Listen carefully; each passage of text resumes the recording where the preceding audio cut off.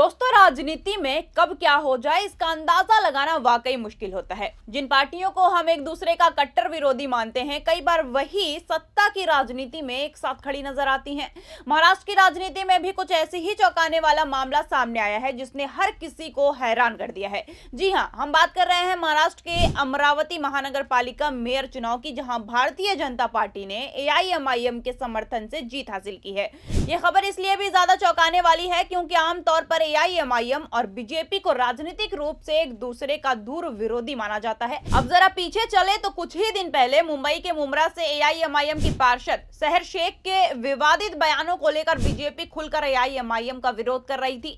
बयानबाजी से लेकर राजनीतिक हमलों तक दोनों दलों के बीच तल्खी साफ दिखाई दे रही थी, लेकिन सत्ता की गणित ने एक बार फिर सबको चौंका कर रख दिया है। खैर, क्या है पूरी खबर बताएंगे आपको अपनी इस रिपोर्ट में। नमस्कार, मैं फिजा, स्वागत है आप सभी का 4PM न्यूज में। आज सत्ता की आंखों में आंखें डालकर पत्रकारिता करना मुश्किल हो गया है। हम पर मुकदमे से लेकर चैनल को बंद करने तक का दबाव बनाया जा रहा है।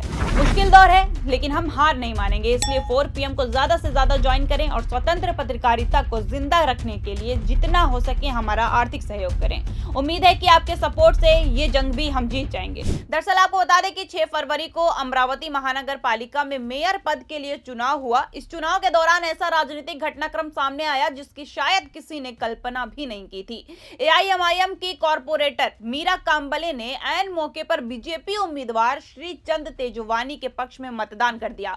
मीरा कांबले के इस फैसले ने पूरे चुनाव का रुख ही बदल कर रख दिया। उनके समर्थन से बीजेपी को अच्छी बढ़त मिली और आखिरकार श्रीचंद तेजवानी अमरावती महानगर पालिका के मेयर निर्वाचित हो गए।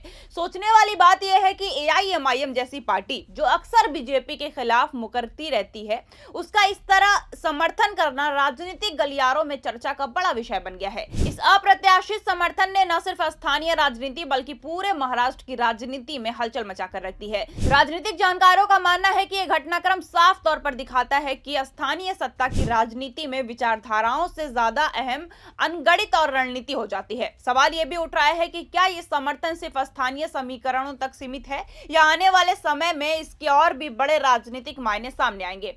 फिलहाल अमरावती का ये राजनीतिक घटनाक्रम ये साबित करता है कि राजनीति में न तो कोई स्थानीय दोस्त होता है और न ही स्थानीय दुश्मन। ये सिर्फ हालात और सत्ता की जरूरतों की सबसे बड़ी सच्चाई होती है। लेकिन कहानी में ट्विस्ट तब आया जब इस पूरे घटनाक्रम के सामने आते ही एआईएमआईएम ने तुरंत सख्त रुख अपनाया। पार्टी नेतृत्व ने इस गंभीर नियमों के खिलाफ मानते हुए कारपोरेटर मीरा कांबले को पार्टी से बेदखल कर दिया, यानी कि निकाल दिया। जी हां दोस्तों, दरअसल एआईएमआईएम का कहना है कि बीजेपी उम्मीदवार को समर्थन देना पार्टी की विचारधारा, नीति और अनुशासन के पूरी तरह खिलाफ है। एआईएमआईएम ने सिर्फ बेदखल तक ही खुद को सीमित नहीं रखा, बल्कि इस मामले में आगे बढ़ते हुए अमरावती महानगर पालिका आयुक्त को पत्र लिखकर मीरा कांबले की कॉर्पोरेटर सदस्यता रद्द करने की भी मांग की है। पार्टी का साफ कहना है कि मीरा कांबले ने पार्टी लाइन के खिलाफ जाकर वोट किया और यह फैसला किसी भी सूरत में स्वीकार नहीं किया जाएगा। वहीं दूसरी ओर इस पूरे विवाद पर मीरा कांबले ने अपना पक्ष रखते हुए खुद का बचाव किया है। उनका कहना है कि उन्होंने किसी राजनीतिक दबाव में नहीं बल्कि अमरावती शहर के विकास को ध्यान में रखते हुए यह फैसला लिया है।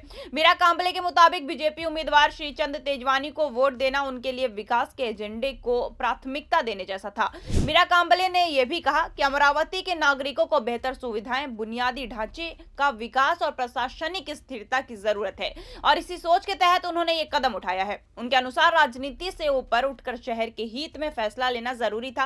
अब इस पूरे घटनाक्रम ने अमरावती की स्थानीय राजनीति को और भी गर्मा दिया है। एक और एआईएमआईएम का सख्त एक्शन है तो दूसरी ओर मीरा कांबले का विकास वाला तर्क। ऐसे में आने वाले दिनों में ये देखना दिलचस्प होगा कि यह मामला सिर्फ स्थानीय स्तर पर सीमित रहता है या फिर महाराष्ट्र की राजनीति में इसका असर और आगे तक दिखाई देता है। राजनीति में दोस्ती और दुश्मनी बदलती रहती है, लेकिन अमरावती का ये मामला एक बार फिर साबित करता है कि सत्ता की राजनीति में फैसले कभी भी नए मोड़ ले सकते हैं। इसी कड़ी में आपको बता दें कि मेयर चुनाव के साथ साथ अमरावती महानगर पालिका में उप महापौर पद के लिए भी अहम चुनाव कराया गया, जिसमें युवा स्वाभिमान पार्टी के सचिव भेंडे ने जीत दर्ज की और उप महापौर चुने गए। उनकी इस जीत ने यह साफ कर दिया है कि स्थानीय स्तर पर महायुति के घटक दलों के बीच समन्वय पूरी तरह मजबूत हो चुका है और इन चुनाव के नतीजों के बाद अमरावती महानगर पालिका में अब औपचारिक रूप से महायुति की सत्ता स्थापित हो गई है। इस महायुति में भारतीय जनता पार्टी, शिवसेना शिंदे गुट, राष्ट्रवादी कांग्रेस पार्टी अजीत गुट और युवा स्वाभिमान पार्टी शामिल है। सभी दलों ने मिलकर नगर प्रशासन को स्थिरता देने और विकास कार्यों को आगे बढ़ाने का दावा किया है। महायुति के भीतर सत्ता संचालन को लेकर स्पष्ट सत्ता साझेदारी का फॉर्मूला तय किया गया है ताकि भविष्य में किसी तरह का राजनीतिक असमंजस या टकराव न हो। इस समझौते के तहत बीजेपी नेता श्रीचंद तेजवानी पहले 1.5 साल तक मेयर पद की जिम्मेदारी संभालेंगे। इसके बाद तय अवधि पूरी होने पर बीजेपी के ही आशीष अटकरे अगले 1.5 साल तक के लिए मेयर बनाए जाएंगे। राजनीतिक विश्लेषकों का मानना है कि इस तरह का कार्यकाल विभाजन फॉर्मूला अमरावती महानगर पालिका में प्रशासनिक निरंतरता बनाए रखने में मदद करेगा। स्थानीय नेताओं का कहना है कि आने वाले समय में बुनियादी सुविधाओं, सड़क, पानी, स्वच्छता और शहरी विकास परियोजनाओं पर खास फोकस किया जाएगा। महायुति के घटक दलों का दावा है कि मजबूत सरकार के चलते केंद्र और राज्य सरकार की योजनाओं को भी अमरावती में बेहतर तरीके से लागू किया जा सकेगा। अब देखना यह होगा कि यह महायुति जमीनी स्तर पर अपने वादों को किस हद तक पूरा कर पाती है और अमरावती शहर को विकास की किस दिशा में ले जाती है।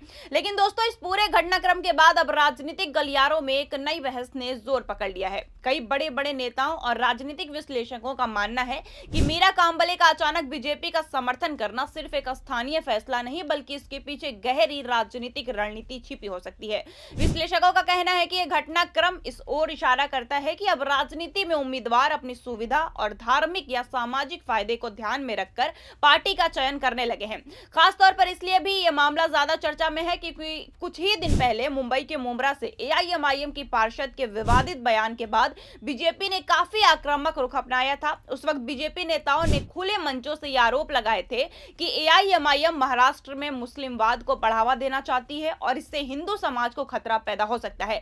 इन बयानों को लेकर राजनीतिक माहौल काफी गर्म हो गया था और बीजेपी लगातार ये कहती नजर आई थी कि एआईएमआईएम का मकसद मुसलमानों को आगे बढ़ाना और हिंदुओं को दबा कर रखना है। इन बयानों की राज्य भर में खूब चर्चा भी हुई थी। ऐसे माहौल के बीच एआईएमआईएम की एक कॉर्पोरेटर का बीजेपी उम्मीदवार को समर्थन देना कई बड़े सवाल खड़े करता है। इसी कड़ी में कुछ राजनीतिक जानकार ये अंदाजा लगा रहे हैं कि मीरा कांबले का ये कदम कहीं न कहीं बीजेपी की व्यापक राजनीतिक रणनीति का हिस्सा भी हो सकता है। उनका कहना है कि इस तरह से समर्थन से बीजेपी ये संदेश देना चाहती है कि उनकी राजनीति धर्म से ऊपर है या फिर वो विरोधी दलों के भीतर सेंध लगाने में सफल हो रही है। हालांकि ये भी सच है कि इस पूरे मामले पर कोई आधिकारिक पुष्टि या ठोस सबूत सामने नहीं आया है, लेकिन जिस तरह से हालिया बयानों और घटनाओं की टाइमिंग मेल खा रही है उससे राजनीतिक चर्चाओं को और हवा देना आम बात है। कुल मिलाकर अमरावती का ये मामला अब सिर्फ मेयर चुनाव तक सीमित नहीं रह गया बल्कि ये महाराष्ट्र की राजनीति में धर्म, विचारधारा और सत्ता की रणनीति को लेकर एक बड़ी बहस का रूप ले चुका है। आने वाले दिनों में यह साफ होगा कि यह सिर्फ कयास है या फिर इसके पीछे वाकई कोई बड़ी राजनीति खेली जा रही है। अब इस पूरे घटनाक्रम पे आपकी क्या राय है हमें जरूर कॉमेंट करके बताएं। अगर आपने अब तक हमारे चैनल को सब्सक्राइब नहीं किया है तो प्लीज कर लें। आज के लिए बस इतना ही, मिलते हैं अब आपसे अगली बड़ी खबर के साथ। धन्यवाद।